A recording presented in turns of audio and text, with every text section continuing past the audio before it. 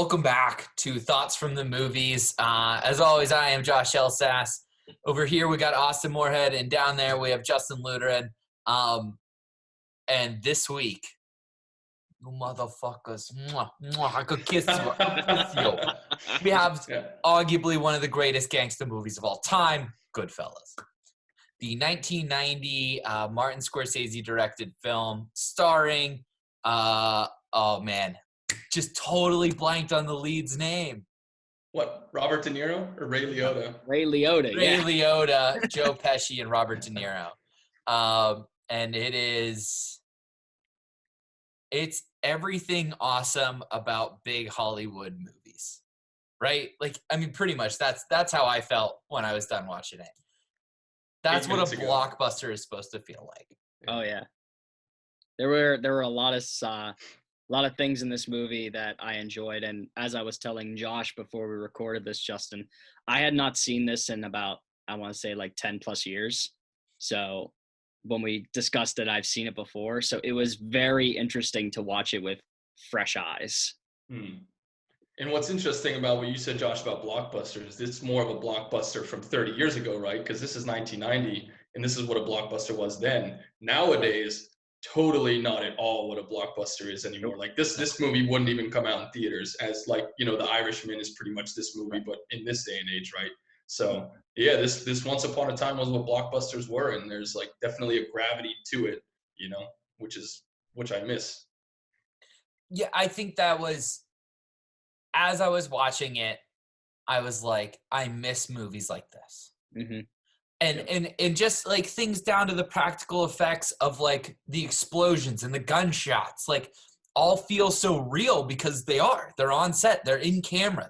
It's not added afterwards. The actors are like, when Joe Pesci's pulling the gun at the end, right? And he's like shooting and it's like doing the fast cut back and forth. Like he's blinking as he's pulling that trigger because he's actually firing blanks. Like, I was wondering if you'd actually catch that or not. That was a cool thing that I wrote in. Yeah. And you can always tell, like audiences can always tell when it's not real, when it's CGI. And I feel like that's just made so much, people who are making movies think that it's so much better because you can make them look more realistic, whether it's creatures or locations or whatever. But I think people always prefer practical, even if it looks a little cheesier, you know, even if it looks a little like you can tell it's not exactly real.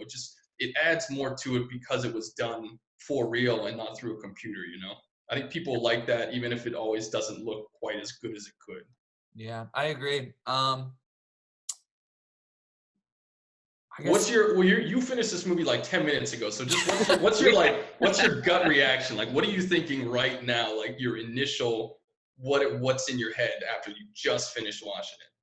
Like, holy fuck. I remember every time I watch a really good Scorsese movie, why I love Scorsese. Yeah. Because his movies are way too long. Fine. But every time you're starting to get bored with the story, it takes like a left-hand turn on you. And you're just like, wow, the whole way through the movie, right? And that's this movie. I want to know what happened to Ray Liotta. Why is he not as big as Pesci and De Niro? That guy was amazing. I was captivated by him. And I'm like going through his IMDb, he didn't do shit. Yeah, it's a weird situation where he was certainly like even more above those guys. Like they were more established, I think, but he was so phenomenal in that role. And then to see his career, how it didn't really pan out in the way that you would think based on that is definitely, you know, it's interesting. Well, because like I went into this movie knowing nothing about the movie other than like, you know, the scenes you see all the time on like the Oscars and stuff. But like, I expected De Niro to be the lead. Mm-hmm. And he's not. Nope. And like, I love Pesci, right? Like, Pesci's the man. And like in my head, I was like, watching this, I'm like, this is a great movie, but this is not the best Joe Pesci movie. That's My Cousin Vinny, obviously. My Cousin Vinny. Yeah. Great movie. So good. So but good. But like the opening scene, right? like I'm watching the opening scene, like I'm starting to eat my lunch, and like I like am just holding my sandwich the entire way through. Like I'm not even eating it. I'm like so captivated by the screen, and then like literally the words come out of my mouth. Shit. Oh, this is so badass. Is what I like. I was like just holding my sandwich. I'm like, this is so badass. Like, and then like it cuts, and it's the fucking, it's going the cool like. Boom! Like the credits. Yeah. The credits are awesome, and for somebody that don't call myself a motion graphics animator by any fucking stretch, but somebody who does that stuff, like I'm like so simple but so impactful, and it makes sense, and it all kind of ties together. I loved how every character in this movie, like all of them could act. But it also was like, how did you find like Ray Liotta's actual grandma? Like how is that lady so Italian when they're like talking to Tommy's grandma? Like and she's like serving dinner and stuff. They got the dead guy in the trunk, right? And it's like, where'd you find this grandma? Like, or even just like, or like when they're all in the product party, right? When they're first getting married or whatever, and like every single one of those women is like, that's exactly who that should be. That's exactly how that should sound. Like, these are nobody actors, and they're perfect. Like, did you just go down to Long Island? You started grabbing motherfuckers. You're like, you. Like, I will say this though, the old lady who played the mother at the dinner scene, that was Martin Scorsese's mother. So there was a real authenticity there. That makes a lot of sense. And his dad was in the role as whenever they all go to prison, and it's like the four of them in their little private prison He's got the big glasses. Yeah. That's his dad making the sauce. Yeah. So there's an element of authenticity to it. But that's also like that's Scorsese's world. Like he grew up in Little Italy in New York, and that's like, the people that he knew. So I'm not saying they were all related to him, but he knows that world very well because that's his world. So he could definitely see the people for what they are. That certainly adds to it then, to the authenticity of the film, honestly, because I didn't know that. Like that's brings out a big like, like Italiano, like a little spicy. Like it brings it to the film. I love that. Definitely. It's I mean it's not perfect. There's definitely some things where I'm like, I don't understand. Oh, wait. I know, right? There's definitely like some stuff that like so much stuff is like so meticulously like explained, and then there's stuff that's like right through it. You're like, whoa, wait, what the fuck? Like, how'd that happen? Particularly the unraveling of Tommy's character. Like Tommy like is like starting to unravel, and then he's just a recluse or a loose cannon immediately, right? Like he's like kind of getting there, bam, he's there. Wait, you mean Jimmy De Niro? No, I'm talking about Tommy's character. I thought Jimmy's arc is nice. What I'm talking about is like De Niro or Joe Pesci's character is Tommy, right? Right. Okay. Yeah. So Tommy at the beginning of the movie is like obviously an asshole, right? And then like we kind of see him like grow more and more and more as like this like, fly off the handle kind of guy. And it's all based around him killing the made man, right? Mm-hmm. He kills the made man. But then it's almost like after he kills the made man, maybe that explains it right there. Like I said, I did not have any time to process this movie. Maybe that's why he just thinks he's invincible, because he's not dead yet.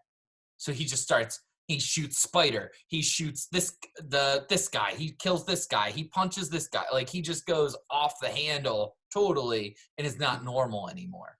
And then Henry and Jimmy are forced to like clean up after him. Yeah.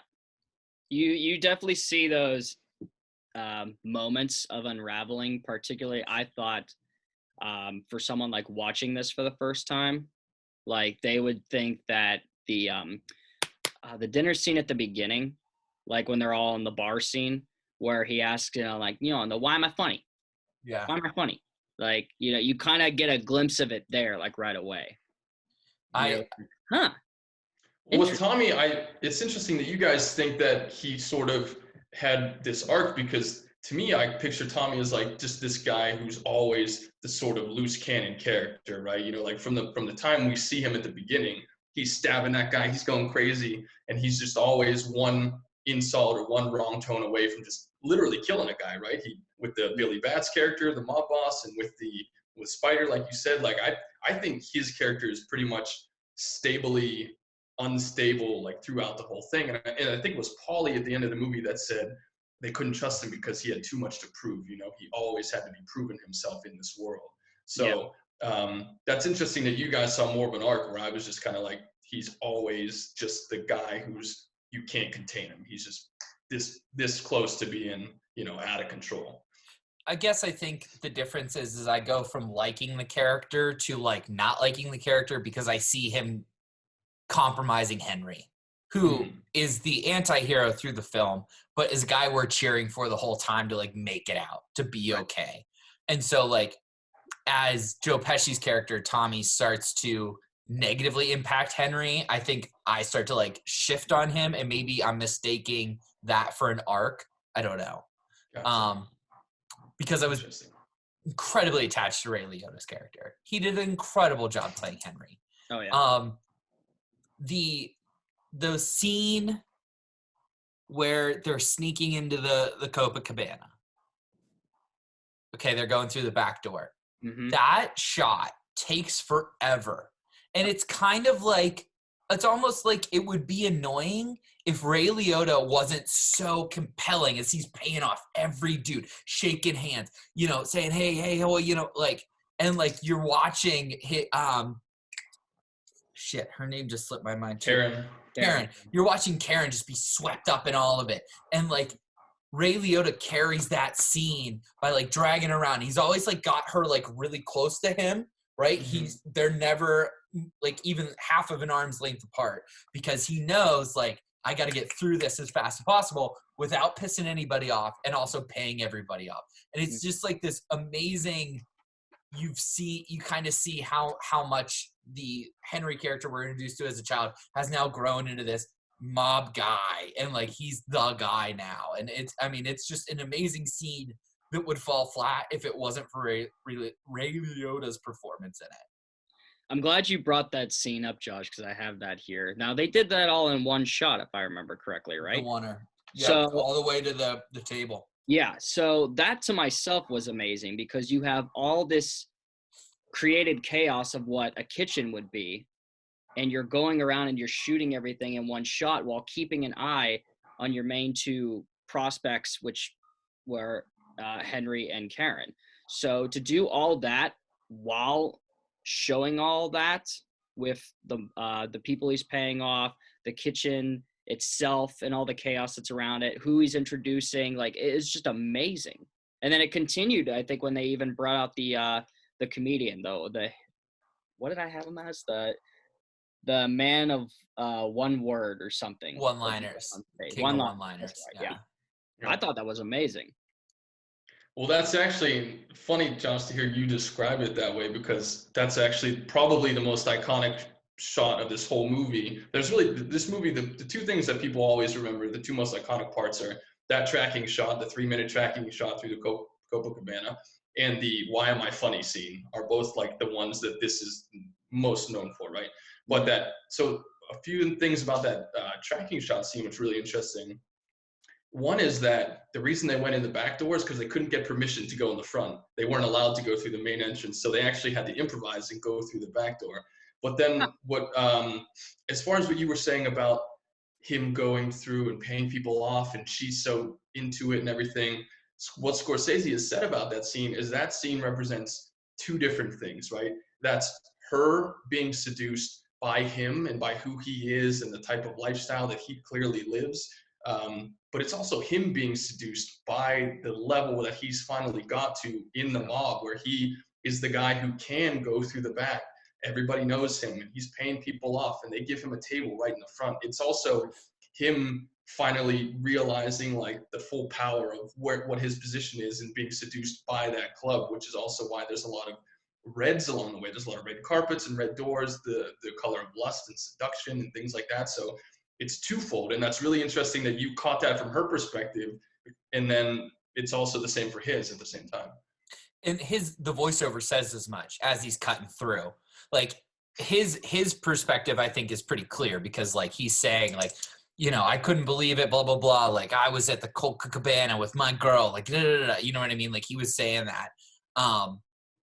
But then like my favorite part was watching her because she's like trying to catch a glimpse of everything. And he's like pulling her left and right. And he knows like, oh, okay, she can't get separated from me. And they're like constantly together. It's this beautiful, it's almost a dance, like the way they spin through everything and like they're turning down alleys. And I mean, it was an amazing scene. And the other scene, the Why Am I Funny scene, I literally wrote down like, that's a star-making monologue. Yep. Like this whole movie is this. It's the Belichick-Brady situation, okay? So if this movie had other actors, would it be as good? Or was it Scorsese that made them that good? I don't know. I like that comparison. Because if you put those words in any other mouth but Joe Pesci's, it probably doesn't sell the way it does. But Scorsese brings it out of him. Like there's a reason that De Niro and Pesci are in almost every fucking Scorsese movie, right? It's because he has his muse, he knows what to do with them, and he knows how to make it fucking perfect every time. And I mean, Joe Pesci, like, I know he had a big movie career. He was a big actor for a while, especially through the 80s and 90s. But like how that guy isn't at this level with De Niro, I don't know. Because he kills that monologue. And he's the whole movie. Like the whole time, I always say that like Quentin Tarantino movies, particularly The Hateful Eight, is just Tarantino writing to put fucking words in Kurt Russell and Samuel L. Jackson's mouth. Like that's literally what it is. That's how this movie felt for Joe Pesci. Every time he opened his mouth, you're like, oh, what's he gonna say? Like, you know what I mean? It was so good. It was so good. Yeah. I don't know. Well, apparently a lot of it was actually improv too. Like these were based on. Of course it was. Fuck that. I'm not joking. That Why Am I Funny scene, that was based. So Joe Pesci had that happen to him in real life with a mob guy. And he told that story to Martin Scorsese. So Marty's like, okay, you go do that. Don't tell Ray what you're doing, but just go be that guy and do what he did to you. And that's how that scene came about. But apparently a lot more of the dialogue than I ever realized in this movie was just improv with those guys.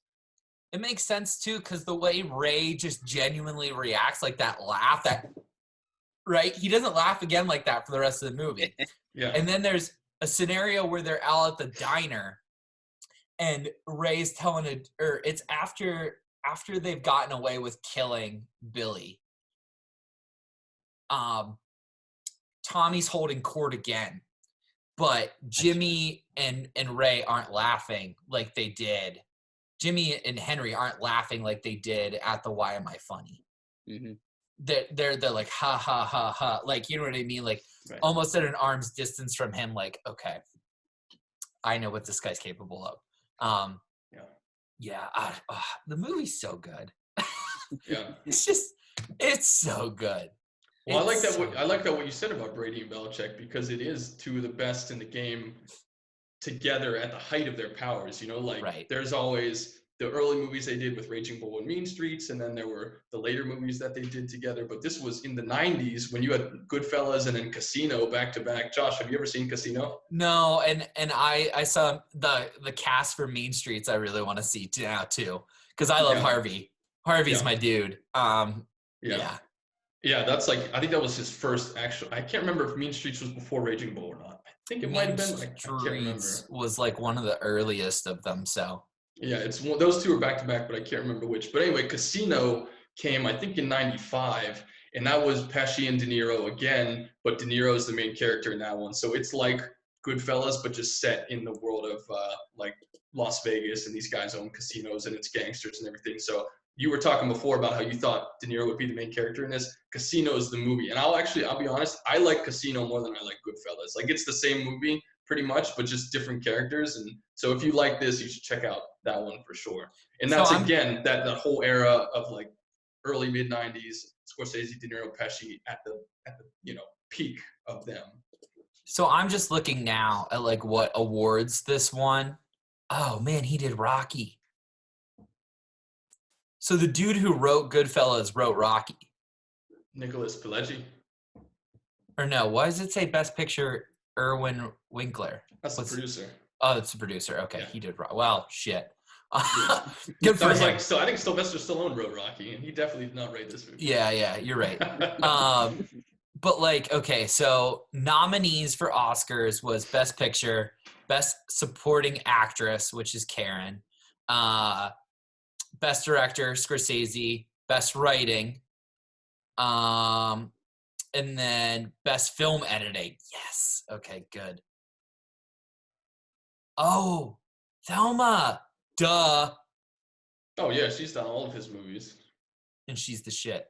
And then Joe Pesci actually won for Best Supporting Actor, which, I mean, he just killed it, man. He's hard to take your eyes. I mean, he's so good in this movie. One of the shortest acceptance speeches in Academy history at 6 words.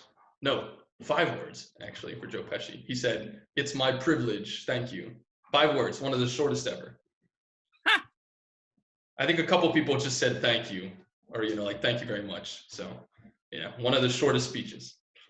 The dude who never shuts up says 5 words after winning his Oscar?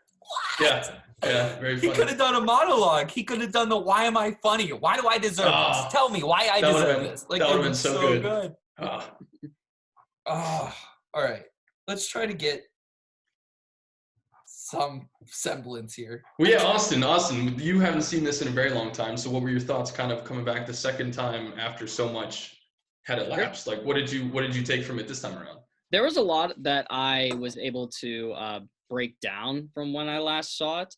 For instance, I caught Elsas's comment with the whole, walking through and seduction thing, but it got me to the point where that was a step towards when they actually got married, and when she felt, whereas you go from seduction now to total love, because now she feels all the love from the whole group. They're bringing in envelopes of money and everything, and he's just telling her, like, don't worry about it. No one's going to steal it here. You out of your mind? Come on now. That was a big thing for me. The sense of the monologuing was also something that I picked up a lot on here. It wasn't like, it's just going to feel weird to say, but it didn't feel like it was like being read from a script. Like, it kind of felt like an in-person perspective of it. You talking about the voiceover? Yeah, like Ray Liotta's voice throughout the entire movie. And I was surprised when, because I had completely forgot that they gave Karen monologue in this. So when she started monologuing, I was like, oh shit, they got both of them in this. Like, this is pretty cool. I did forget about her speaking. And I actually read that when he's doing his voiceover, Ray Liotta, he wasn't just doing it into a mic. He had another person that he was saying his lines to, so it was more natural and more of like I'm telling the story to someone. Because usually, you just go into the booth and you read the lines, but he actually had somebody there to help give it, like you said, and like you picked up on that, sort of a little bit more realism. Do you know how hard it is to do a voiceover? Have either ever tried to actually do a voiceover? Just in college. Yeah. No. It's so difficult to force yourself to like, yeah, you know what I mean? Like, move around and act like you care about what you're saying. And Ray Liotta is so good at it. And is so good at it that he actually, most of his career is a voiceover artist for cartoons and video games. Mm-hmm. He's in Vice City. Yeah, he's the character in Vice City. Huh. There's only there's only like one other person that I know that does that well, and that's Mark Hamill. Wow. Because he's like the man. Yeah. He's his Mark Hamill unfortunately got very ugly as he got old, but he did not lose his acting ability. Oh man, that's interesting though. Like, because I know Mark Hamill's work just by the periphery. Like, I don't watch a lot of his cartoons, like Batman and all that stuff. But I knew that he does a ton of voiceover work. But I didn't know that about Ray Liotta. What all stuff does he do? So like the one that stood out to me was that he did Vice City, Grand Theft Auto Vice City. Mm-hmm. Let me pull him up here. He does just have like such a perfect mob voice, though. Yeah, I mean he's got that down. I'm looking. All right, actor. All right, he's in The Simpsons a couple of times. There's a couple other ones. It's easier on your phone because you can see the. Yeah.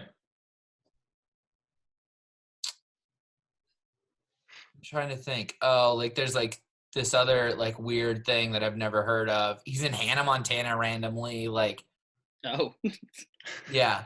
Oh. Like his career is so bizarre. That's an odd one to throw in Oh there. man, yeah. What a different direction, right? Oh man, how do you go from Goodfellas to Hannah Montana? Okay, so where's? Oh, he's in Family Guy. Yeah, I figured he would do something like that. Okay, so Goodfellas. His next movie after that is Women and Men 2. And then like he just doesn't do like Unforgettable is a good movie, like in 96.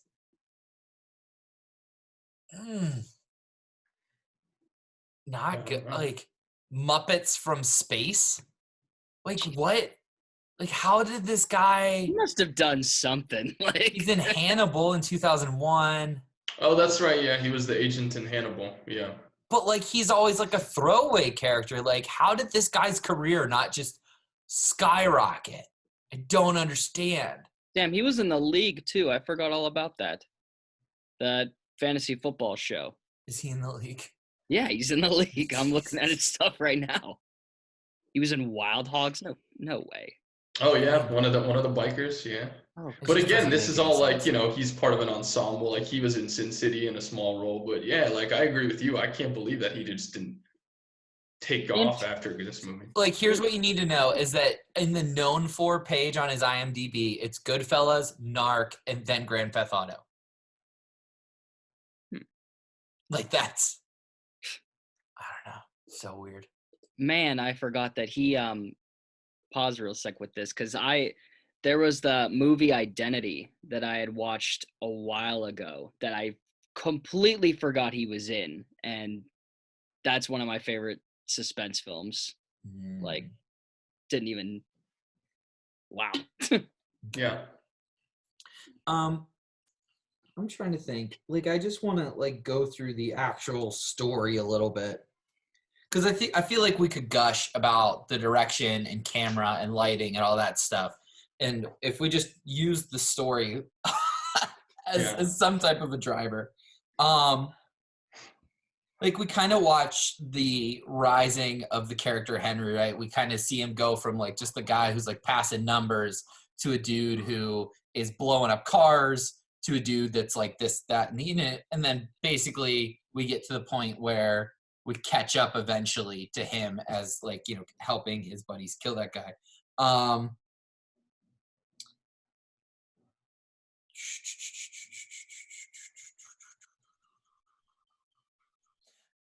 So the oneer through the Copacabana, right, is awesome.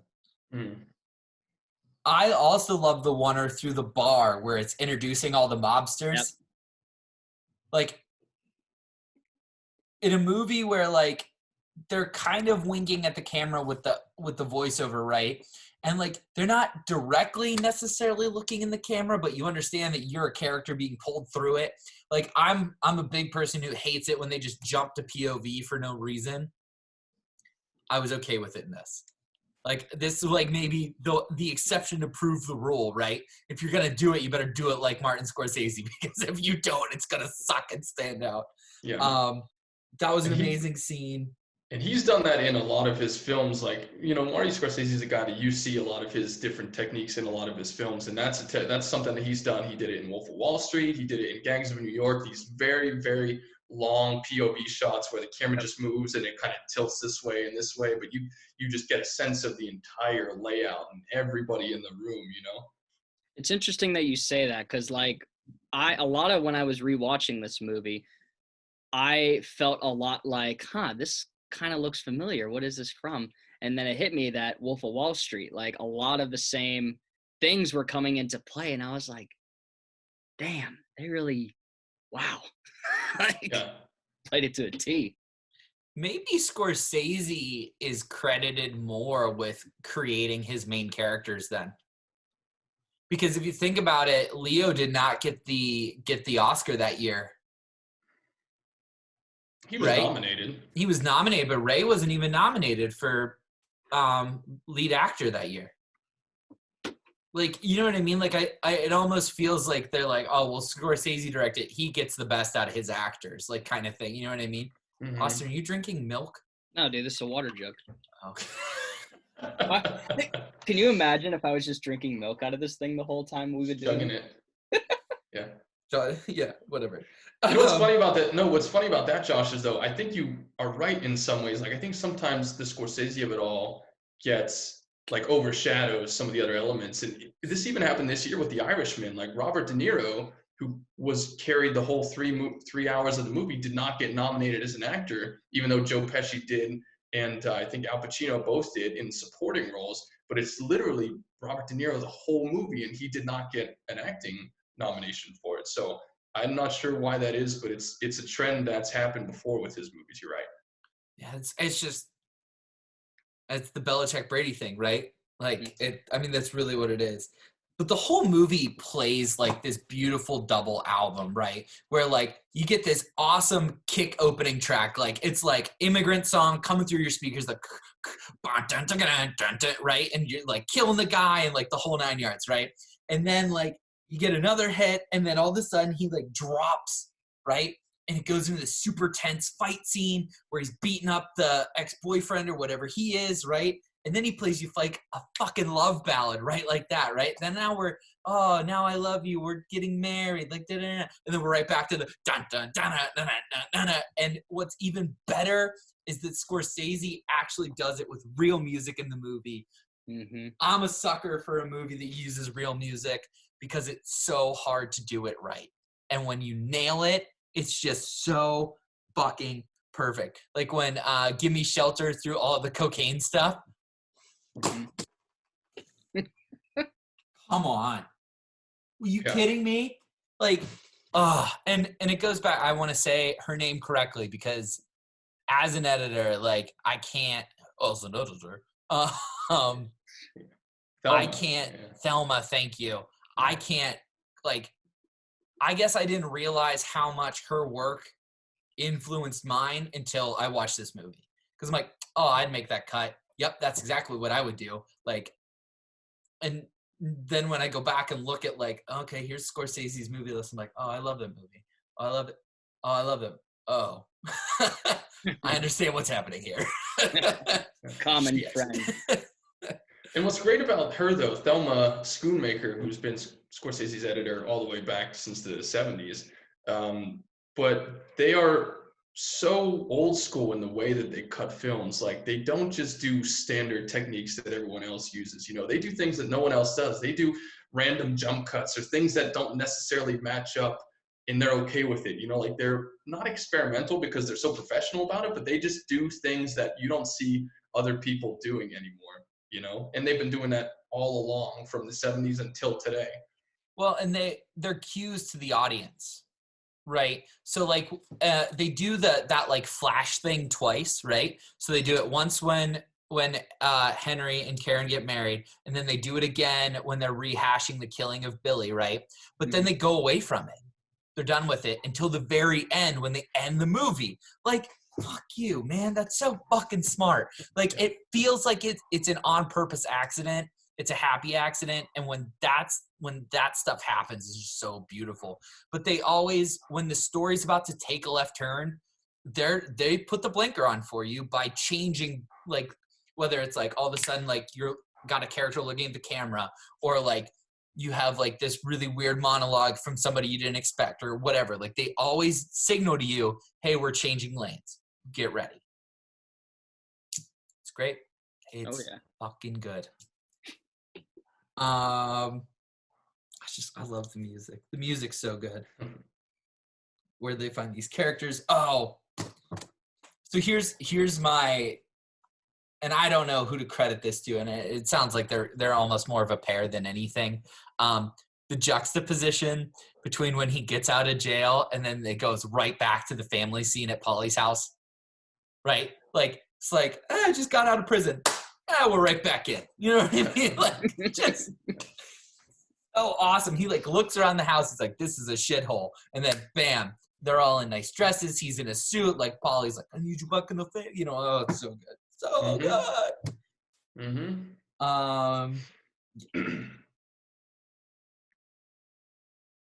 I don't know. I'm just like going back through. I love the prison scene because it's like their 4 roommates, like just in college, like cooking in their dorm, like on like a hot plate and stuff. Oh, it's not. I'm sorry. It's Harry cheating on his wife for the first time, like that we find out he has a girlfriend, and then it cuts to them at Polly's for dinner. That's the juxtaposition that I like. But they do the same thing too, where he goes, "Do you want to go to Uncle Polly's?" Which I like the fact that they they kept going. He was just like, no, like you're the one, like after, which that scene was incredible, by the way, where like he wakes up to her like pointing the gun at his head. Like that was. So you know what sucks? And I just got this now. When it was happening, I was like, I've seen this before. Not realizing that everybody's just copying Goodfellas. Until right now. I'm like, yeah, that's why I've seen it before, you idiot. Like, it's a Goodfellas. I appreciate that they don't stray away from his character at all when he says, no, you're the one. And as soon as he gets out, he's like with this Sandy girl who's like handling all his cocaine. Right. A lot worse than what his position was with, what's her name in the movie? It starts with a J. You guys know Janice, that's right. Yeah. Yeah. It's more of a like, okay, I'm not doing this on the side. I'm incorporating my work into it, which is always 10 times worse. So it's like, no, you didn't learn your lesson at all. You're just adding more fuel to the fire. Right. Yeah. I don't know. And what did you guys think about all of the characters in the movie? I mean, mob movies are known for having very large casts, right? And often, it's big Italian families, and you have all the different layers of the mafia, or whatever criminal organization you're focusing on. Did you guys feel like there were too many? Were you ever confused, or like how did you feel about the number of characters with roles in this movie? Even though it's very much Henry Hill's story and it's sort of the 3 main guys and their world, but all the people on the periphery. Did you like that? Did you not like that? Or I liked it. I thought it added some element to it. Now I'm blanking on another name. The one that's always asking Jimmy for money. It starts with an M. Murray. Yeah. Murray, whatever it is. Yeah, like I enjoyed everything to it, because at some point I knew this guy was gonna get whacked. Like he just keeps adding, like keeps pushing and poking the bear. And at that point I'm just waiting for it, which adds suspense to me, like when's it gonna come? So I think like all the side characters add that sort of element where whatever happens with them is going to reflect a little bit of a decision on, our 3 mains.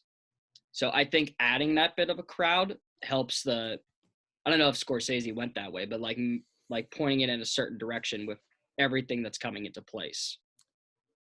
I think that's one thing that Mystic River did better than Goodfellas. They almost don't focus on the main 3 enough, right? And really, they focus so much on Henry that when they insert Tommy and Jimmy, like you almost like get confused as to who's doing what, like, and who's like, are they all with Polly? Because it seemed like they're all with Polly, but then Polly's telling them, they're bad kids. You know what I mean? Like, and then like even in the beginning, when we're just learning who Henry is as a kid, like he's running around with the big cigar guy most of the time, and I'm like, I don't think that's Paulie. Like who's that guy? And then that guy just disappears. Like we see him one other time after Henry gets out of jail, but that's it. Like that guy was such a crucial part to Henry as a kid. Like why wasn't that character more involved later? I guess it's because he's moved up the ranking and everything, but like it feels like that guy should have maybe been like a voice of reason at some point. And then like the dude with the bad haircut that they kill and leave in the meat locker. Like that guy comes in and out for no fucking reason all the time. Like we meet Jimmy's wife once and then she's gone, right? Like the couple that is in the car, right, that buys the pink car and they axe them. We'd never seen them before that. You know what I mean? Like the black guy who's the driver who fell asleep. Like all these characters are just dumped over top of everything. Like, oh, we need more people to kill. Okay, here's a bucket of pucks. Let me dump it on the ice. Just shoot those. Yeah. Like just too much.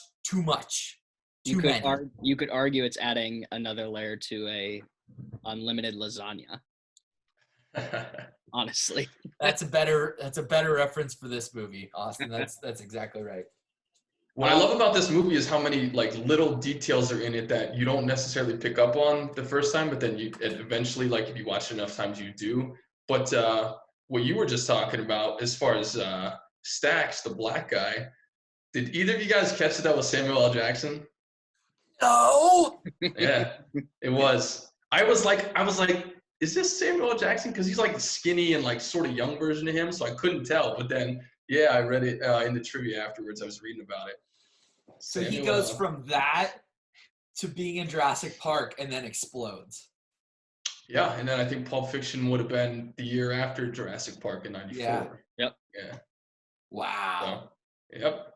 Talk about everything that man touches is gold. That's the story. It's the greatest actor of a generation. Period. Yeah. He's a older Paul Rudd. Yeah, Paul Rudd, the actor of his generation for sure. At me right now. You do not want to go down this rabbit hole with me. I will drag you down. I like Paul Rudd a lot. The greatest actor of his generation is quite a stretch. Name a bad Paul Rudd movie. Was he in that movie Paul, the Alien, with Seth Rogen was the voice of Paul? I don't even know what that is. Exactly. I don't know if he was in it actually, but like I said, Paul Rudd's he's a good guy. He's in a lot of good films. He's hilarious, but greatest actor of his generation. He can do love. He can do comedy. He can do drama. He can be a superhero. He does everything. He can do everything. He has more range than anybody else. What dramas does Paul Rudd do? And no, Paul Rudd was not in that movie. I told you did not want to go down this path with me. Tell me one serious drama that Paul Rudd is in. Hang on. Oh, Perks being Wallflower. Does somebody have that tattooed on their body? Well, he's in like one scene in that movie as a teacher. He's in it. Okay, there's a conversation for a different time, but all right, I will take you to town on it. I will say that I love the fact that I forgot John Belushi was in this film, and I had not seen Animal House until after. Where's John Belushi? He's the guy that does he buys the car, doesn't he? The pink car. That's not John Belushi. Justin, is that John Belushi? I do not know of John Belushi being in the movie, but if you told me he was, I wouldn't be surprised. Was he alive in 1990? I don't know when he died. I don't think so. But let me get this. Somebody look it up, yeah. Maybe I'm searching through it right now. Okay. Keep going. Just look at John Belushi's IMDb page. I legitimately thought that was him when I recognized that, because I had watched Animal House, I think, probably like 3 years after watching Goodfellas for the first time. Nah, but that's not John Belushi. Oh, well, I apologize then. It looked like him. Oh, all these big Italian, these big Italian guys, they start to blend together. But damn, that's upsetting now. I hate that when you think like, I thought I saw Joey Diaz in this movie too for a second, but it wasn't him. I love Joey Diaz. You know who I loved in this movie, who I don't want to say is overrated because she gets a lot of credit and she was nominated for the Academy Award, but Lorraine Bracco, who played his wife, she was outstanding. She was phenomenal. Who also, Josh, you will like this, married to Harvey Keitel, your boy. Duh. But yeah, but no, she I think is phenomenal and doesn't get the credit because those other guys are in the movie. Dude, I loved her downward spiral kind of thing, where like she turned out like this nice like Jewish girl, and then she's like, when they're they're handing off the guns into for the Pittsburgh guys. She's like, "Yeah, I need a hit." I'm like, "Oh shit! Now we're doing drugs." I was Yeah. like, "Oh god." She really spiraled downwards into that life. She Well, I tried to guess fight it and just it sucked her in. Well, I guess when you get a gun pulled on you, like after you pointed a gun at your husband, that kind of stuff sticks with you. So Yeah. Yeah, I think that character is so well written too, because you kind of get the, like, do we really think that the dude across the street was touching her inappropriately, or did she just want to see him beat the fuck out of him? You know what I mean? Like, did she want to see how much he cared about her? Like that kind of thing, right? Because she makes a big scene, right? After a terrible first date, she goes and makes a big scene in front of him because she's like, nope, that's my guy. I'm going to make sure he's mine, right? So, like, it's just kind of an interesting, we get a little peek behind the curtain with her because we get the voiceover and stuff, but like her character could have had more screen time as far as I'm concerned, because I want to know more about her motives, why she did this kind of stuff. You know what I mean? Like when she goes and confronts the girlfriend at the apartment, she's like hammering all the things. She's like, "You have a whore living here," right? Like I would love to have had the monologue, like, you know, like kind of fades in the background. It's like you can hear her, right? And she's like, "I knew he was cheating on me, but I love him so much." And she kind of hints to it when she's like, "I'm still attracted to him," but the scene's not long enough for me. I wanted like full-blown motivation, like, oh yeah, okay, I understand why she's willing to fight for this person, why she's got to be with this person, that kind of thing. Yeah, and they hit like the scene where he goes and pistol whips the guy, another very famous scene, and then puts the gun in her hand, and she's like, "I knew I should have just ran, but it turned me on," or whatever. Right, It's right, like, so right, there were moments where she made it clear that like she was still into this guy, but like there feels like there was another layer it could have went to in terms of, you know, describing how she really, like, why she was feeling that way. Do you think that it's a coincidence that there's a woman named Stella Keitel and another woman named Dominique DeVito in this movie? They're just like extra actors. Well, Stella Keitel plays the daughter, and she is the actual daughter of Lorraine Bracco and Harvey Keitel. So her daughter in the movie is her actual daughter in real life. One of them, at least. And then I wonder who, like, you got to assume, like, you're in a movie and your last name's DeVito, you're probably related to Danny DeVito, right? Like, that's a no-brainer. Could be. To make that maybe. jump. Yeah. Is he Italian? He was probably in this movie somewhere. He was under the table. They He was just in the missed copa. him when they drive. They just don't see him. Oh, man. They just missed him. Harshing on Danny DeVito. Yeah. Poor Justin, guy. what stuff do you have prepared for us? I wanted to, so there's a couple aspects of the production that I wanted to talk about. And again, like, this is a movie that's widely regarded as one of the greatest films of all time, one of the greatest gangster films of all time, and it's been talked about a lot. You know, it's been talked about ad nauseum for a lot of these things. But Josh, because you just saw it in Austin, you haven't seen it for a while. It's interesting to see you know, talk about these with new eyes or whatever. So the first thing I wanted to talk about, we had mentioned before we were talking about the camera movement, right, and how the editing played into it and the long tracking POV shots. But one of the things that I saw again in this movie, which I had forgotten about, but it always fascinated me about Scorsese's work, is that he moves the camera to show you so many things that I can't think of another director who does it the way that he does. It's not, he just doesn't cut from one thing to another. Like, he just purposely does these long tracking shots where he shows you this, and then he goes down to the thing, and then back up to this, and it's just a movement that you don't see as much anymore. And so I pulled a clip that I want to show you. It's about 20 seconds long, but this is one of the scenes towards the end where they're cooking dinner, when he's doing his freak out stage or whatever. So can you guys see this? Not yet. Okay, now we can. Yeah, we're good. Okay, here, I'm going to play this about 20 seconds and just watch how the camera moves throughout the scene where they're cooking dinner. It's all one shot. It's about 20 seconds. So they're in the house. He's explaining how he has to cook dinner that night. Goes from the ingredients, goes to the counter, back up to Henry, all one shot. It goes across the counter to more cooking, and then it goes up to his wife's face and her reaction while she's looking at Henry. And this is all still one shot, and the camera has moved this entire time, right? And then we cut there at the end. So that's, and there's another scene like at the barbecue when he's showing the one guy talking to this guy, but Scorsese does this, and I can't think of another filmmaker that does purposefully use these long shots that are just so full of motion that are unbroken, and it's not just a POV shot from a character's point of view. It's actually like showing you the scene and where everything is, which I've always thought is fascinating. Did you guys kind of feel like any of that was noticeable during the movie, or were you kind of more interested in the story at all? Austin? There were moments where I thought like, oh, this is weird. Why is he panning over here to all this stuff and everything? Personally, I thought with that last scene, I thought we were kind of getting a sense of all the things in Ray Liotta's character's mind going on right now. So he's worrying about so many things. So let's show all this like stuff building up to it for that scene. The barbecue scene, I didn't get much of a thing for it until you said it. So yeah, I don't think there's any other director that I've seen that has done that, which is very interesting. There is another director that does that, and it's probably where Scorsese learned it from.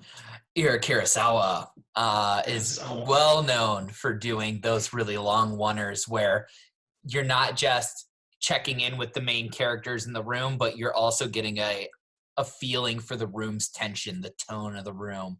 And that's that room and that scene and that entire, like moment, act, if you will, where he's being paranoid, feels busy because of shots like that, right? Because not only do you hear his monologue of him being paranoid and you see the actor like freaking out, slapping the meat together, but then you also literally see how busy the room is with all the stuff that needs prepped and all the people that are working on stuff. I mean, it's just adding depth to something where they could have done that same thing with 3 cuts, right? You could have showed Michael cutting, cut to Henry, cut to the wife, right? But that moving sequence, it makes you feel like you're a nosy person in the room going like, what's going on in here? Like, why is that guy losing his mind? Holy shit, that's a lot of food that needs cooked for like 5 people. Like, you don't need this. Like, what's going on in big here? Italian dinners, man. Right. I mean, it's a really,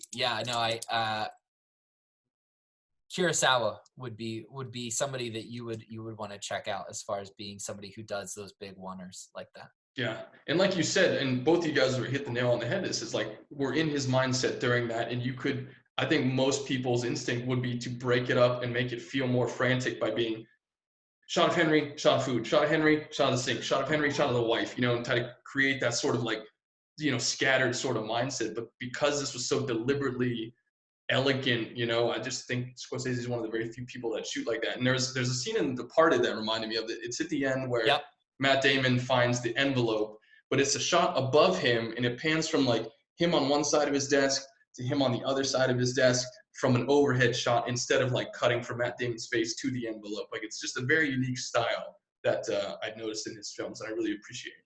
There's also, and we saw this a lot with Spike Lee, but a good place like from the roof shot always gets me. I'm always like, like, there it is.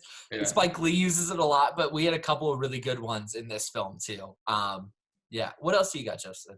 I wanted to bring up some stills again from last time. So last week when we were talking about She's Gotta Have It, we had been talking about lighting and cinematography and colors and things like that, because that movie was all black and white, and there was that one scene in color, right? This one, I wanted to talk about the color red, which is so prevalent in so many iconic shots in this movie. So, Scorsese in general. Right, and I'm going to pull some up here, and, we could talk about what it symbolizes and all that stuff. So this kind of goes in order of the movie, but we start with the guys, and there are so many murders in this scene, or in this movie and in this scene, but there is just always this background presence of the color red in so many of them, and it symbolizes various things, right? Red symbolizes, like we said in Copacabana, it's lust and power and things like that. And then it's also, can symbolize anger and blood, and more of an aggressive side. So you have them about to commit the murder, the brake lights from the car have them in red, right? So there's this symbolism there, right? Then here's the shot of him right after they stab the guy, and it's just fully blown out engrossed in red. Like, this is obviously way exaggerated from what the brake lights of a car would do, but it just creates that tone and that feel that you just feel like you're in this sort of bloody world, and it's like, you know, adjacent to hell even, just because it's so aggressive and so violent. And then we go from this to Goodfellas, right? Title in red, which they did, you know, he could have used any color. All the other titles and all the other credits are in white, but he has the accent on the red here to symbolize, you know, the bloodiness of the world that they exist in. Same with Raging Bull, which was in red. And then the Copacabana is a place that is totally bathed in the color red, dark reds, light reds, all these things on the lights here, all the doors, all the carpets, all the tablecloths. This is when we first meet Jimmy. He's kind of coming out of the back, sort of like the devil coming out of, you know, That's not the Copacabana. This is the place that they own. This is the club, because you can tell by the lights. Right. This is the first bar that they own. Yeah. Oh, did I say Copa? Yeah. Sorry. Yeah. This is the bar where they all meet right. and are That constantly they light it on fire. Right. Yeah. Yeah. And that's where we'll find the scene later with like the "Why Am I Funny" scene. And then like all the violent actions still have the color in them somewhere, right? So this is where they're killing the mob guy. They're beating him. The Bats, I think his character's name, where Joe Pesci is taking offense and beating them up. So you got the pinkish red hues in the background here. You have in the tie and in the balloons and on his face. And then this shot I loved when they were burying. This is when they were digging him up, right? Yep. I mean, and like this shot is really hard to justify, like how this lighting makes sense. Like if you had the car, you'd have the two lights and it'd be very, very low key. But this is just so blown out. Like this literally looks like they're in the depths of hell. Like they're these grave diggers just completely surrounded by this smoky redness here. Such a great scene too. Oh yeah, one of the best, and he's puking and everything. But again, this all just goes to creating sort of an atmosphere and a tone to certain things, what you can do with color. This is the scene where he's pistol whipping the guy, and you look at how hot this red is on the Corvette, and you have the bushes over here and this tool chest in the back. Like that didn't have to be red. These bushes could have been a different color. It just adds to the feeling of aggression and bloodlust and like, you know, hotness in the guy's veins that he's going to attack this guy. And even if you look at all the food in the movie, it looks like gore and blood and guts, and like it has that element of just this very visceral, like, you know, meat cartilage type of look to it. Doesn't look like a food commercial. Yeah, no, this looks like, you know, someone's insides in a pot, right? Yeah. And then this again is the club, you know, but it's just this constant presence throughout the film, and I think it just adds to the aggression and the mindset of these people and the atmosphere that they live in constantly, right? And this is just the one color in the movie, but this is what people think about with production design and cinematography. And this is, you know, layers of this go into so many different movies. And this was, you know, a movie where red really stood out to me. So I wanted to just kind of see if you guys had noticed any of that. Like, did it stick out, any of those scenes to you, or did you not really think about it or notice it at all? Anything like that? Austin? I would say for this, it's a perfect way that now that you've described it, I kind of get the sense that red is used as a symbolism of a double-edged sword here, whereas you see all this elegance and everything at the beginning with, you know, the red carpets and everything, and then you see all the things you get behind that, right? Like all the violence that comes with it. So to me, it's almost like an invitation to, whereas you know how elegant this is, but do you really want to step inside knowing what's going to be placed? Yeah. That was a big presence for me, what I felt like, going from elegance to essentially, like, because when you said that, like, I picked up on it. I was like, oh my God, like every time there is a violent scene, somebody is wearing red. Yeah. And, I mean, like, I don't think that it hit me over the head, Justin. Like, I don't think it was something like, things that stood out to me were camera, acting, and the music, right? Those were the things that like beat me over the head. Set design did not necessarily stand out to me because it felt so accurate. But it's really interesting to see, just even seeing that, like me not realizing just how red everything was. Like it's pretty, definitely was on purpose. Mm-hmm. Yeah. Yeah, and I've always loved color psychology, because you can do so many different things with so many different colors, and it's just fascinating what people choose to do with certain greens or certain yellows or certain blues and things like that. So, and Scorsese has done that in a lot of his movies in a lot of different ways too. Like if you look at Taxi Driver, there's a lot of really vibrant yellows and very electric yellows in that movie, and it's a Yeah. totally different feel from this. It's a totally different movie. You know, it's a very psychotic movie almost. So that really like the opening credits of Taxi Driver, where that yellow cab, that bright yellow cab, moves out of frame, and it has the title right there. It's very very cautionary. Yellow is a cautionary color, so it's like you better be careful with this movie because you don't know what you're in for. You know, so it's always been fascinating to me and to see how different movies use it. So, kind of jump away from that. Can we talk about Michael Ballas, who is the cinematographer on the movie? This dude only makes bangers. Like The Color of Money, Last Temptation of Christ, Goodfellas, Dracula, Age of Innocence, Gangs of New York, The Departed, Wild Wild West, Justin. The best movie of all time. Right? Yeah. Air Force One. Like this dude, like, Yeah. I mean, like. Well, and a lot of those are Scorsese movies too, but right. Yeah, but there's others that aren't, obviously. But yeah, he's a champion. He can. I mean, like, I think that a good director obviously can get whatever he wants out of a cinematographer, but like, the dude definitely has a talent and an eye that, like, I think only continues. More importantly, to lend tension, because all those movies have a lot of tension in them, and he's got that nailed. Of course, he's German, so you know, the Germans know what they're doing. Yeah, I'm not gonna touch that one. That's all you. I'm just talking about Bacher. Shout out to Dr. Bacher. Miss you, Doc. Do you have anything else, Justin? Those are the visual ones that I wanted to talk to you guys about. Yeah. All right. Well, let's. I want to ask you guys a question actually about, and you know this is based on a true story, right? So. I didn't. That was one of my questions. Okay. Yeah. Very much so. Okay. But so Henry Hill's character, right? He goes from, and the first thing actually I want to touch on the opening line, right? Which is maybe the most iconic opening line in all of cinema history. Like, no joke, in that first line, as far back as I can remember, I've always wanted to be a gangster. That's like top 5 opening lines. Like, if you can think of a better one, tell me, because like Citizen Kane has Rosebud, right, which is a word, not necessarily a line, but yeah, this is like iconic as far as opening lines go.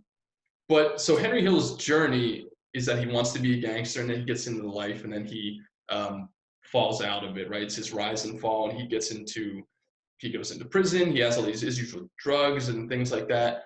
I mean, what did you think about the arc that he took as far as like coming down from that life of crime, getting into prison, getting into all the drugs, and then ended up ratting out people? Did it kind of disappoint you that he became a rat in the end? Like, because of the lessons he'd been told, like, don't rat on your friends and keep your mouth shut. Like, there was something that was, when I first watched it, I remember being a little disappointed, like, man, he turned on everybody. That kind of sucks. Like, I almost would have rather him just to, like, have been a loyal guy who got killed than to be a rat who survived, you know? Yeah.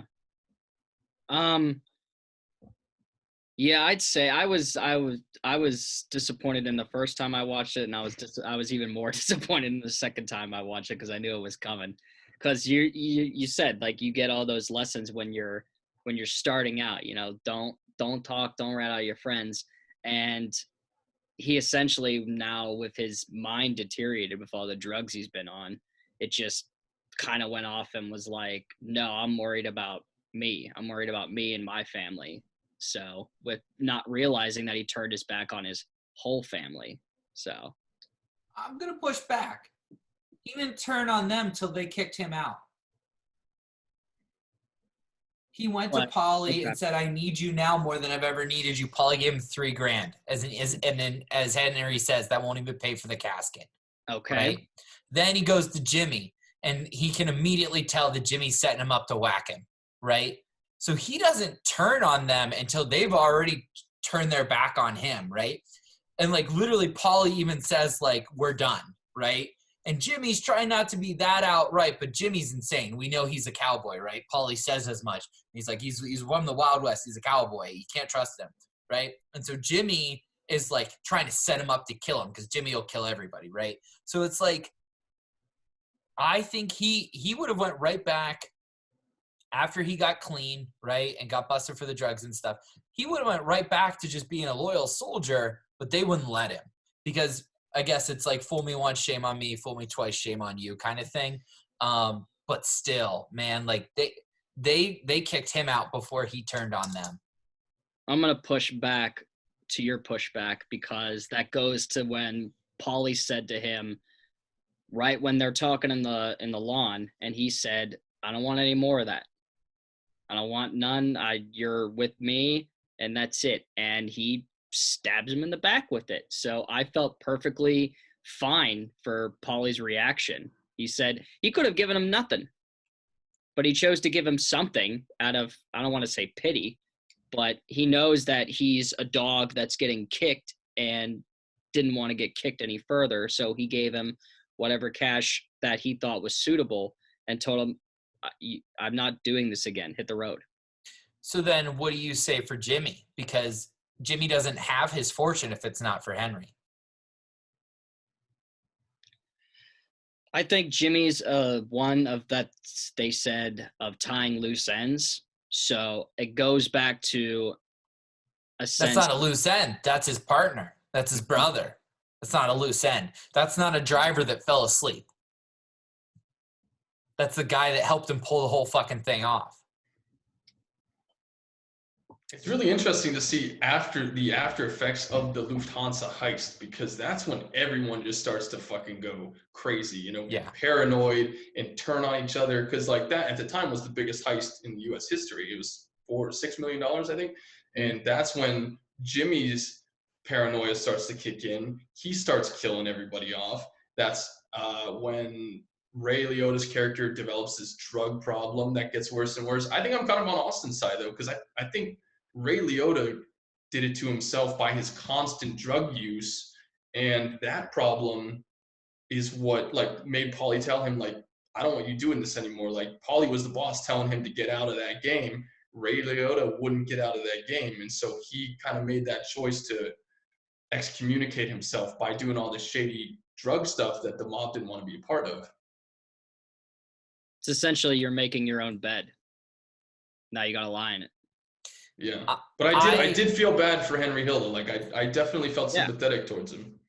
I guess I love the anti-hero. So like one of my favorite TV shows of all time is Mad Men, right? Another one of my favorites is Peaky Blinders. So like the good bad guy, like I'm a sucker for the good bad guy at every turn. So I'm gonna defend him. Like you guys got to break points, but you're fucking wrong. Like. Real is the hero of this movie. Fuck you. Yeah, but I mean that's what happened in real life, so they didn't have to make that choice, I guess, the filmmakers at least. But I mean they could have. I guess, but that would have been a pretty big change to make for creative license, you know. Because that's never fucking happened. Yeah, but that would be a. They don't even sing "Be Prepared" in the new fucking Lion King, Justin. Oh my god. Okay. Don't even get me started on the new Lion King. I don't even want to hear about that. If you can bastardize your own canon like Disney has, anyone can kill any canon. It doesn't matter. That's a whole separate issue. Don't Disney crap. Don't even get me started on it. But yeah, no. I mean, I'm fine with the way that it played out, but it did feel like it went against the code, right? And I always have such a respect. I like to see characters that stick to their code, whatever life it is, you know? Mm-hmm. But there's only so many characters that do, and there's only so many Han Solos where they are their character to a fault, right? There's only so many of those, and that's what makes them so iconic, right? There's only so many I'm trying to even think of like another good one. Like Han comes to the top of my mind because even as an old guy, he's still just a smuggler. He's just a pirate at the end of the day. Like he returns to his life. He's married. He has a kid. Yeah, I still got to get out of there. Yeah, I can't be held responsible for this child and this wife. I got to get out. Sorry. Like, you know what I mean? Like, there's only so many characters that hold true to their own DNA. That like, yeah, I don't know. And again, Henry got pulled into it. As much as he said he always wanted to be, he got pulled into it by Paulie. and he couldn't become a made man because he's half Irish or whatever, right? Like, he only had two options: die or rat. And he wasn't gonna rat, but they turned the back on. I guess we'll agree to disagree, Mike. Did anybody else have any other points they wanted to talk about? Where do you guys put this in your gangster movies of all time? I mean, Josh, I know you haven't seen Casino and some of the others, but like, you know, Godfather or Donnie Brasco or all those Departeds, like where do you guys rank Well, you know this? how I feel about The Departed. A recurring theme. Yeah. Austin, go ahead. I got to think about it. You need to think about it too. Or maybe I can make it an easier question. This versus The Godfather, how do you rank those? So like Godfather, Godfather, the Scarface, American Gangster. Let's see what else. I'd even put one in there that we haven't said yet, and it's a more recent one, and that's Black Mass with Johnny Depp. I don't know if you guys have seen that. That's a really good one. Gangster movie. Yeah. Once Upon a Time in America. This is Gangs of New York, The Town. This is probably 2 for me. Because I love The Godfather so much. Yeah. Wait a minute. So just a quick little Google search. Pulp Fiction is considered a gangster movie? Yeah, I mean, Jules and John Travolta and Samuel L's characters are definitely, you know, hitman adjacent sort of gangster world. There's a couple timelines. There's a couple subplots in that movie that are heavily, you know, in the Wallace gangster criminal world. I think that's a stretch. I mean, I don't see Resident Evil. Jesus Christ, can you tell what's on my mind? Mia Jovovich, clearly. What are you Googling over there? I'm looking at like other like the 30 best gangster movies, like to see like what other people consider. Like Donnie Brasco's really good.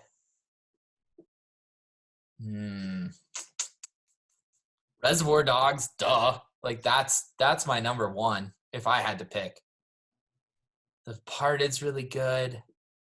What's interesting about Goodfellas versus The Godfather, if you were going to play the card that those are the two best of all time, which I think most people kind of consider. Yeah, but what's absolutely. really interesting about the dynamic between those two is that they come at the mob life from totally different ends of the spectrum, right? Henry Hill starts out as a nobody on the other side of the street, looking out at these guys in the coffee shop, you know, whereas the opening scene of The Godfather is the Don and all of his top associates, and that's the world that you exist in. You know, the Godfather is all about the peak of the life, and this is all about rising from nothing and coming from like the very blue collar end of the life. So they're kind of different ways of looking at it, I guess. Yeah, he's not Paulie. He's Paulie's guy. He's not. And Paulie. even Paulie is like certainly doesn't come off as nearly like on the Corleone level. You know, Yeah. He's a guy who dresses in street clothes and works in his cafe and stuff like that.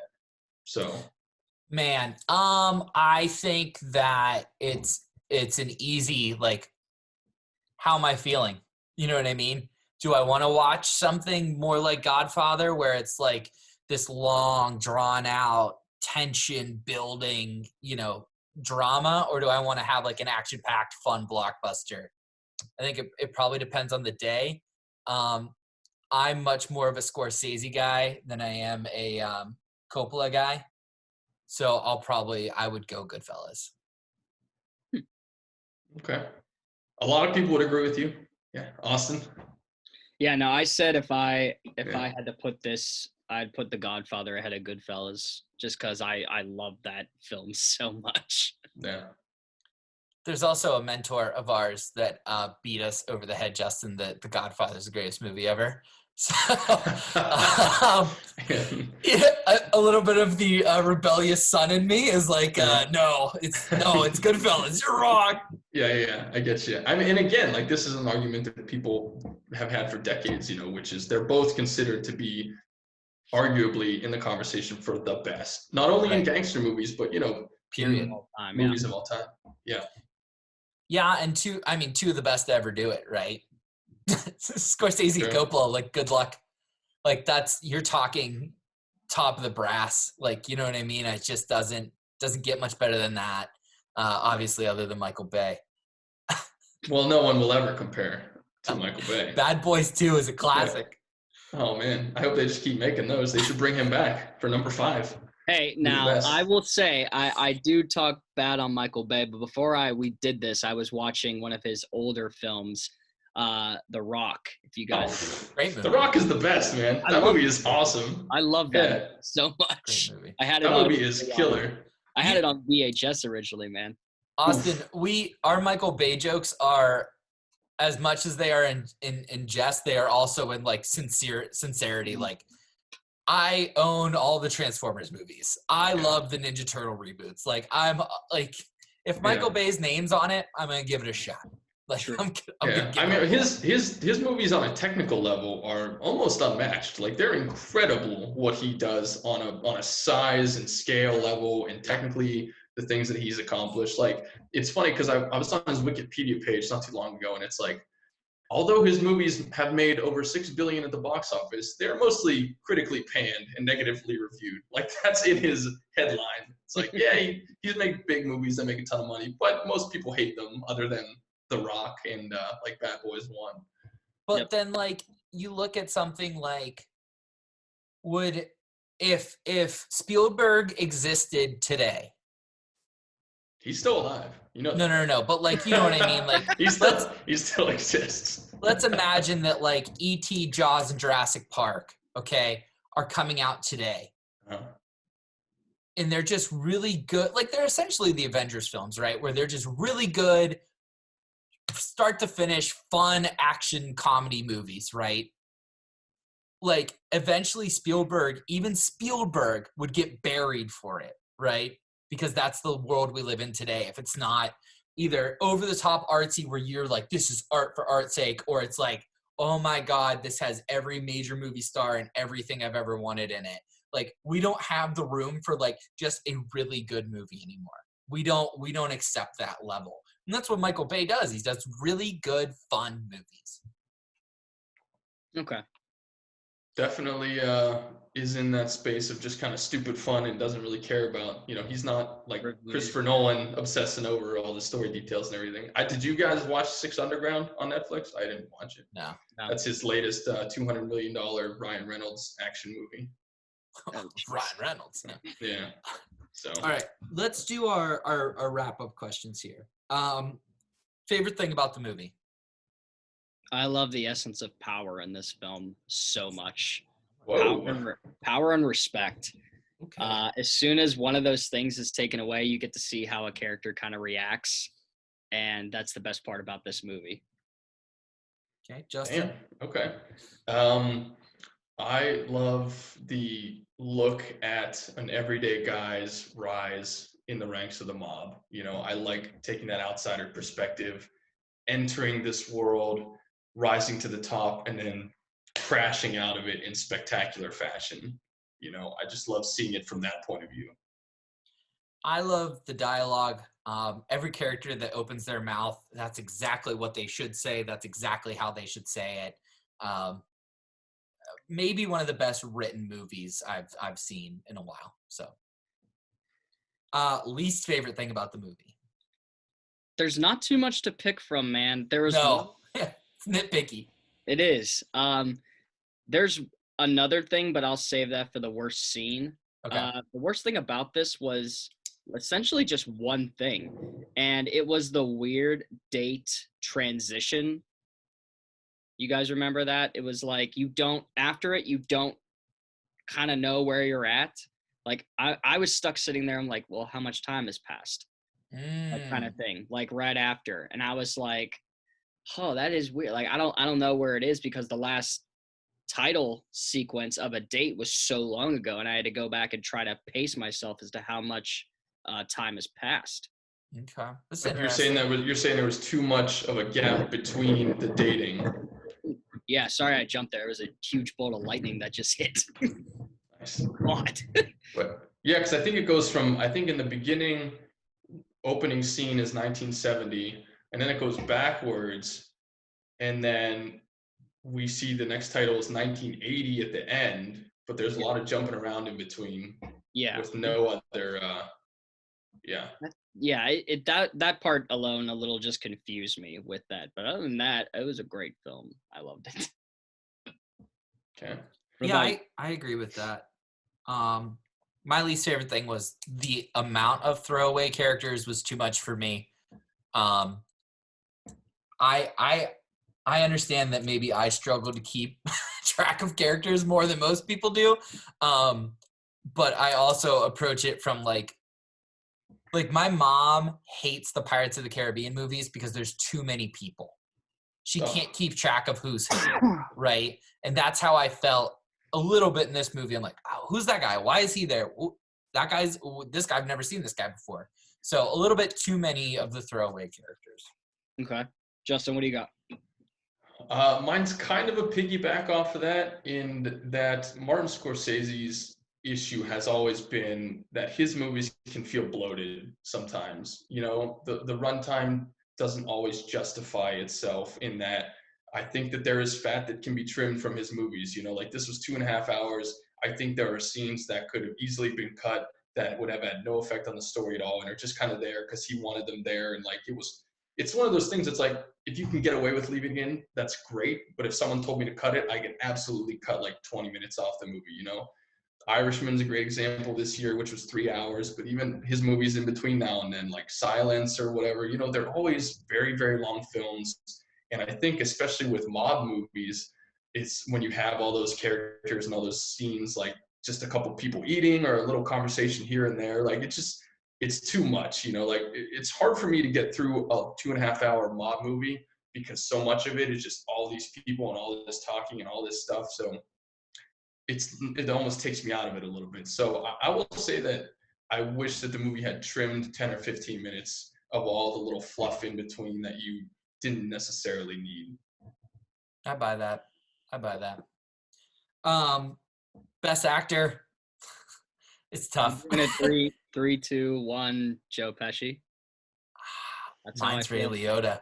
Oh, I love Joe Pesci in this film. Mine's Ray Liotta. Well, is this question our favorite character and actor, or the best like performance? Because Ray Liotta is the best performance. I think it's best performance because otherwise it would be Joe Pesci for me, right? Yeah. But like Ray Liotta just kills this fucking thing. I'm saying Ray Liotta and Lorraine Bracco are tied because I just love her and I feel like she's just underrated for how well she was in this movie. Agreed. Worst actor. Oh, this one for me, I pulled up. It was Frank Vincent, the guy that played Billy, the guy that got killed. Oh. Because they didn't really expand upon why he was a made man like they did for like a lot of other. Well, not a lot of. So you think that was a bad performance from him though, or you don't like the character? I didn't like the character. I thought they could have used more with it, and maybe that's just more of a directional thing that I'm upset about, not character-wise, because I really didn't hate any character in this movie except for his character. I thought they could have expanded upon it a little more. The character that and this is totally a stupid reason, but the guy who was killed and they threw in the meat truck, right? Yeah. Who's a guy that we've seen in movies in little bit roles here and there, but I actually just didn't really like because his hair was so weird. It just threw me off. Like, did you notice his hair is like so awkwardly? Yeah. And he's like that in other movies too. Like his character was fine. He's the one who's always speaking Italian or whatever, but he didn't really need to be there. And I was just so distracted by his look that I was turned off by it. so that's that's sort of a shallow reason, but yeah, he was a turn off for me. Yeah, I agree. Favorite scene? See, I could, because my favorite scene was the why am I funny bit, but I'll go off of that because I feel that's more used, and I'm gonna go with the card table scene where he shoots Spider. Yeah, where he's just like, oh yeah, look at he talks smack, and then he shoots him in the foot. Then they go back to it later in the film, and then he says one thing to him, and he just straight up murders him. Yeah, not even like it's like there's like a scene in between those. Yeah. Yeah. That's Yeah. that's it. And then he kills him. It goes back to my notion of power and how you represent it. And that was so well done for this scene. It was ridiculous. Yeah. Justin? I'm going with the opening scene. It's just so iconic So that good. not only that scene and that line, I mean, they're just so in the ranks of cinema history. They're both just so high up there, and it's just an awesome start to an awesome movie. So I love it. My favorite scene, and this is something that like it's a throwaway, but it just sets the movie up so perfectly for me, is when he gets off after the first time he gets pinched as a kid. And he comes out the door and it's like he graduated high school. Yeah. Like that's how it feels, right? Like he's like, I got my diploma, and like they're all like, yeah, you know what I mean? And it's just it sets the tone that the worse you do, the better you are, right? And so that like the scene is small and it kind of, you forget about it by the time you're done with the 2.5 hours.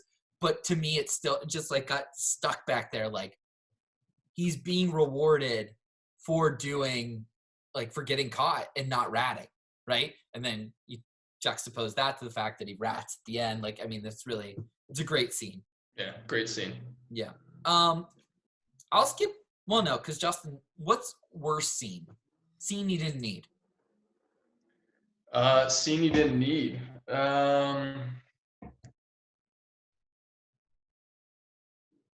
I don't know if there's one scene in particular that is just.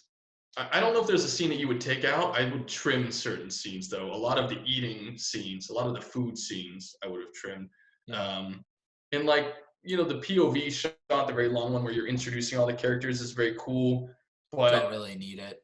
Like, I get that it gives the sense of how big it is and all the people in it, but it's still like, that's just a scene where I feel like it, you know, I feel iffy about it. So I'm not gonna say there was one that I was like, what is the purpose of this? You know, there were certain ones that I would trim. Did you guys have a scene that you just thought didn't do anything?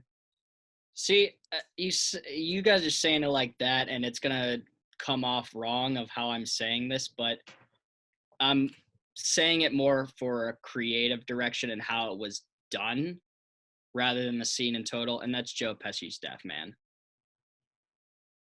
It does feel unceremonious for sure. Well, it's that, and when he actually gets shot in the back of the head, it doesn't feel real to me.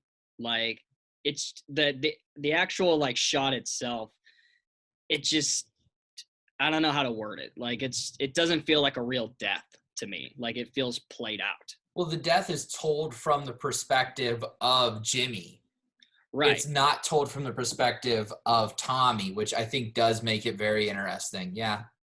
Well, it's more or less just the death itself, like the shot to the head. Like, it didn't look real to me. Like, it was just like, It was slapped on there real quick. I did like that scene, but yeah, I see what you're saying. For me, the spider scene, I wish he just would have killed him the first time. It felt weird to wound him and then come right back and kill him.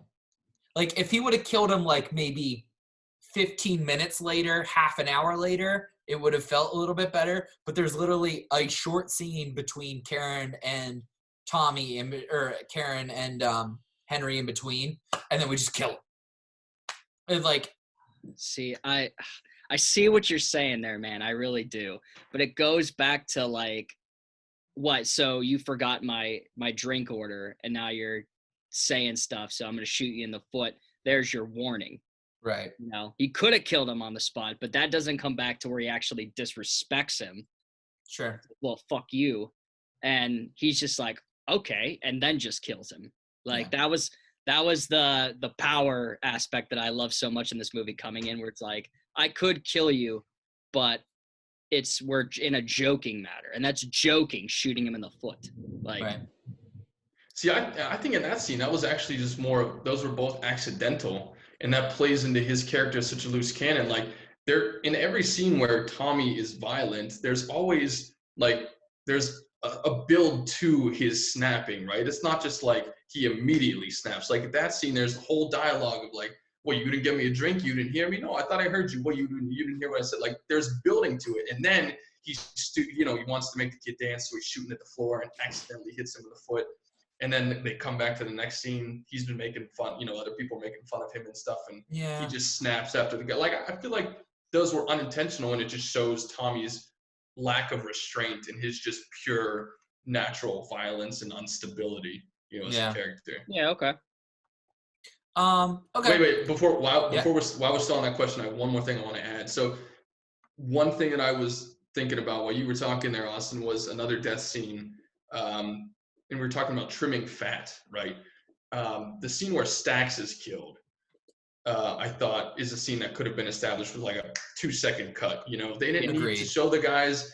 They show Stax on the bed, and then he goes answer the door, and then they come in and they want him to make coffee, and then they come back and they kill him. Like, this is a nobody character who had a half a second scene before. They should have just done a voiceover where that's why Stax was killed. Cut to bang. Cut to back to scene. Like, that's an example of something that was longer than it needed to be. The one death scene I will say real quick is that I really love was Maury's death scene, where they go out to the car and they're acting like they're gonna go to the diner, and they just as soon as the lights shut off, it's like right there.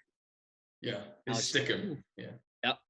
It's essentially I did like that. Yeah. I like the essence of like there's light in the car, and then it's like there's life in a person, and then as soon as the car shut, it's like it's symbolism is what I'm trying to get. Like it's pretty cool. I thought that was pretty neat. All right, so the final question, we always do the recast an actor. Obviously, you can't recast any of these guys, the main three. So give me your today's stars. Give me your three guys that you would use. Cool. For 2020. Yeah, 2020.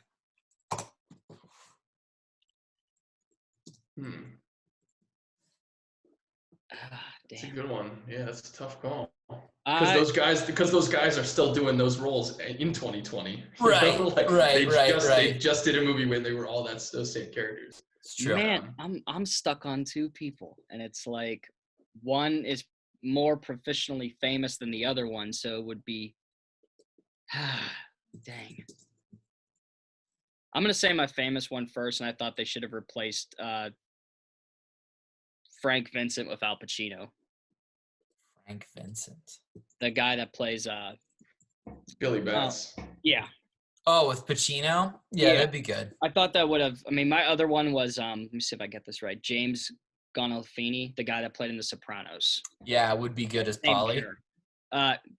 Well, that's tough because I like that guy too. He was actually in one of my favorite, which you guys will have to check this out soon because it's my guilty pleasure movie. I always say, and that's Repo: The Genetic Opera. I don't know if you guys have ever seen that. No. But it has Paul Sorvini in it, and it's a rock opera. Josh, you would really like it. Okay. Interesting. Oh, I've definitely seen. I know what this is. Yeah. Okay. I know what that is.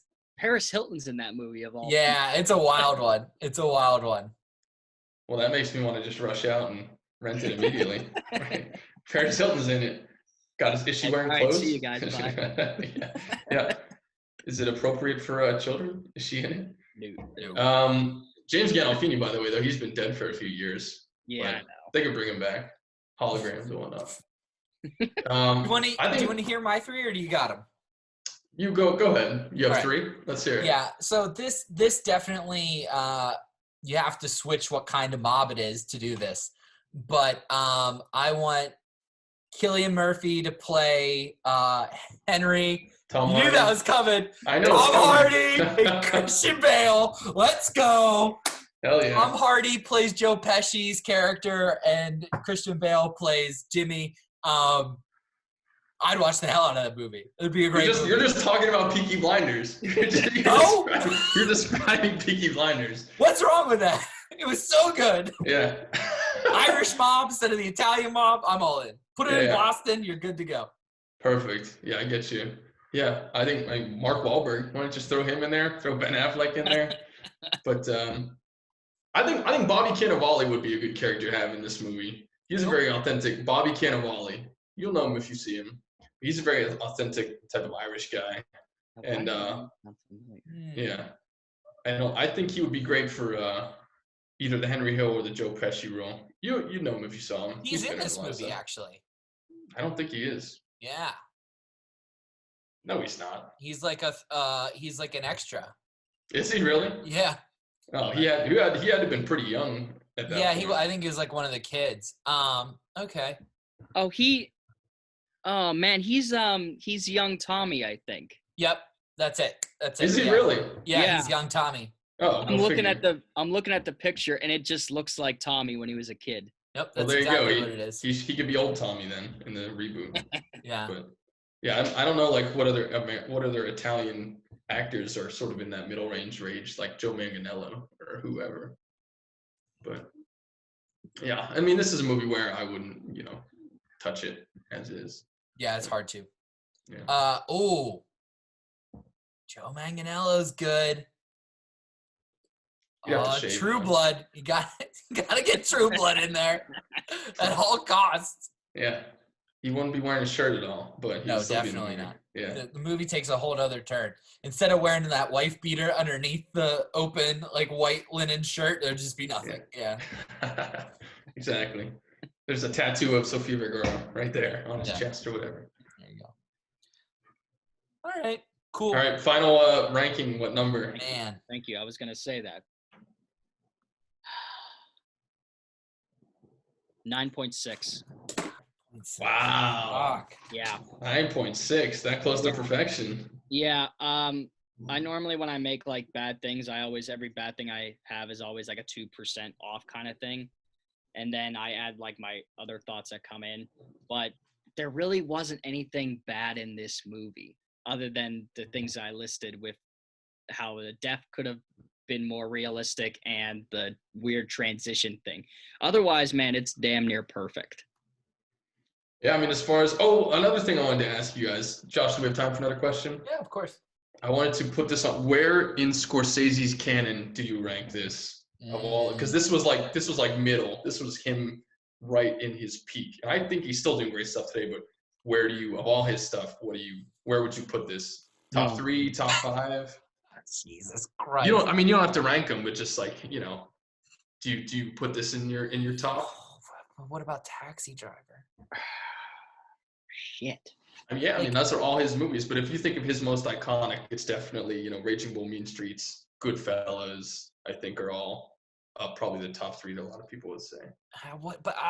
So like that's hard because like Scorsese transcends generations, right? Because like what might have been like, okay, Goodfellas for 90s kids is Departed for our generation, right?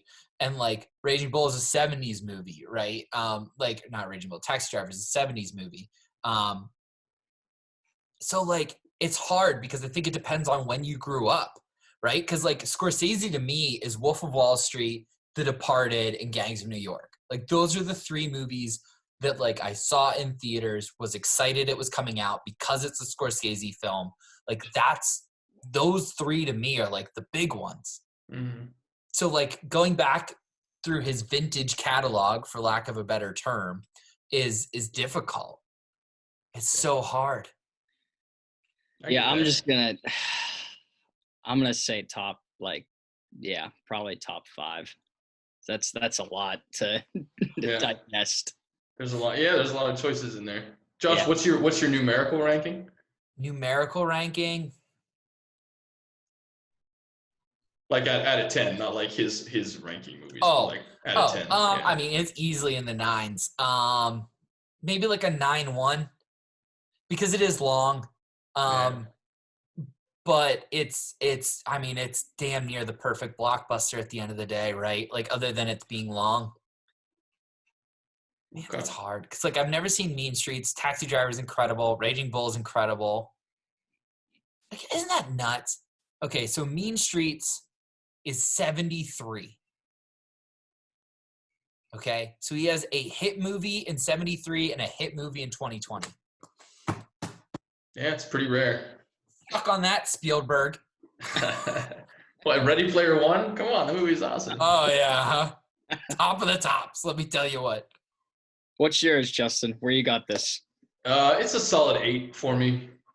Ooh. And I will say that I don't. This is just a personal thing, but these long gangster movies are really tough for me to get through. But there's just something so familiar about them, you know, all of the elements to it, whether it's the violence, whether it's like all the Italian families and the eating and the talking, all the words that they speak and the way they say it, and just there's a lot of it that feels familiar. And I don't know if it's just because I've seen so many of them that they all sort of blend together. But like, you know, this and Casino and The Godfather and all these mob movies, like The Irishman, they're just very very long, and you know, sometimes they're harder for me to get through just because they're so familiar.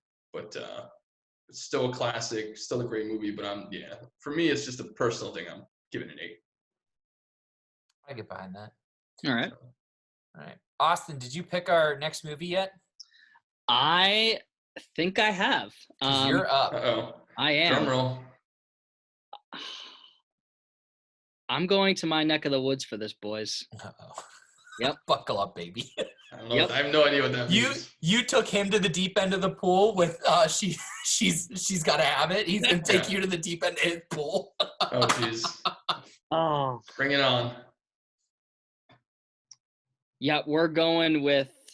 Let me make sure I got it right here. Hold on one second.